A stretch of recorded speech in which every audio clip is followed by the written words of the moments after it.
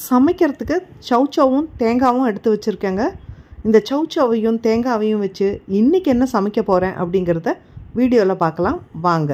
முதல்ல சௌச்சௌவை கழுவிட்டு இந்த மாதிரி ரெண்டாக நறுக்கிட்டு ஒன்றோட ஒன்று இந்த மாதிரி சுற்றி சுற்றி தேய்ச்சோன்னா அதில் இருக்கிற பாலெல்லாம் அப்படியே திரண்டு ஒரு ரப்பர் பால் மாதிரி வருங்க.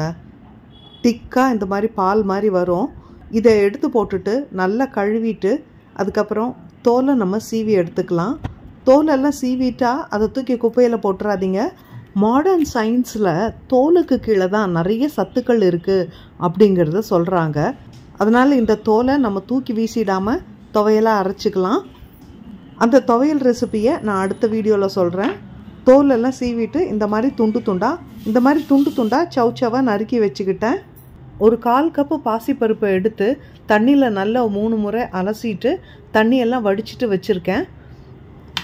இதை அரைக்கிறதுக்காக 1/4 மூடி தேங்காவும் 2 பச்சை மிளகாவும் வச்சுக்கலாம். பச்சை மிளகா அவங்கவுங்க காரத்துக்கு தகுந்த மாதிரி எடுத்துக்கலாம். இது கூட 1 டீஸ்பூன் அளவுக்கு சீரகமும் சேர்த்து எடுத்து வச்சுருக்கேன். இதை மிக்சியில் போட்டு நல்லா நைஸாக அரைச்சிட்டு வந்துடுவேன். ஒரு பாத்திரத்தை எடுத்து ஸ்டவ்வில் வச்சாச்சு. இதில் 2 கருவேப்பிலையை போட்டு நறுக்கி வச்சுருக்கிற சௌச்சௌ, ஊற வச்சுருக்கிற பாசிப்பருப்பு ரெண்டையும் இதில் போட்டுக்கலாம். தேவையான அளவுக்கு உப்பு போட்டுட்டு 1/2 கப் அளவுக்கு தண்ணி ஊற்றிக்கலாம். ஊற்றிட்டு ஒரு தட்டு போட்டு மூடி வேக வைக்கணும்.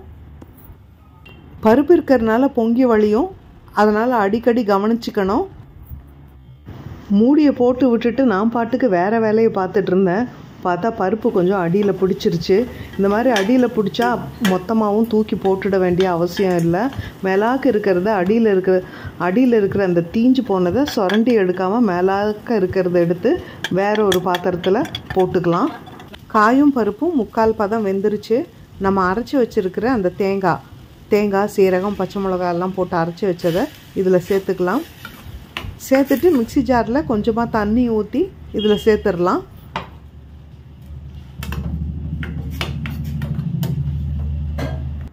எல்லாம் சேர்ந்து 2 நிமிஷம் கொதிக்கட்டும்.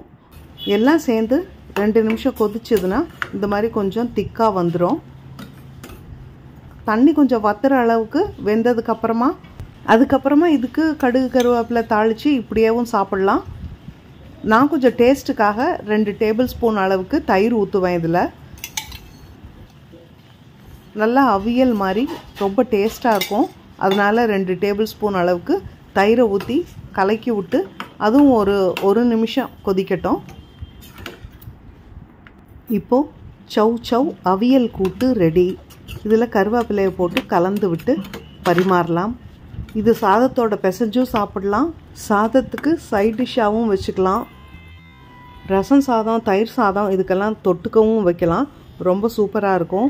சப்பாத்திக்கு ரொம்ப நல்ல சைட் டிஷ். டயட்டில் இருக்கிறவங்க இது ஒரு மீலாக கூட சாப்பிடலாம். இதில் பருப்பு, சௌச்சௌ, தேங்காய் எல்லாம் இருக்கிறதுனால நல்ல ஃபில்லிங்காகவும் இருக்கும். இந்த ரெசிபி யாரெல்லாம் ஏற்கனவே செஞ்சுருக்கீங்க அப்படிங்கிறத கமெண்ட்டில் சொல்லுங்கள். இந்த வீடியோ பிடிச்சிருந்ததுன்னா லைக் பண்ணுங்கள், ஷேர் பண்ணுங்கள், நம்ம சேனலை சப்ஸ்கிரைப் பண்ணுங்கள். அடுத்த வீடியோவில் பார்க்கலாம். நன்றி, வணக்கம்.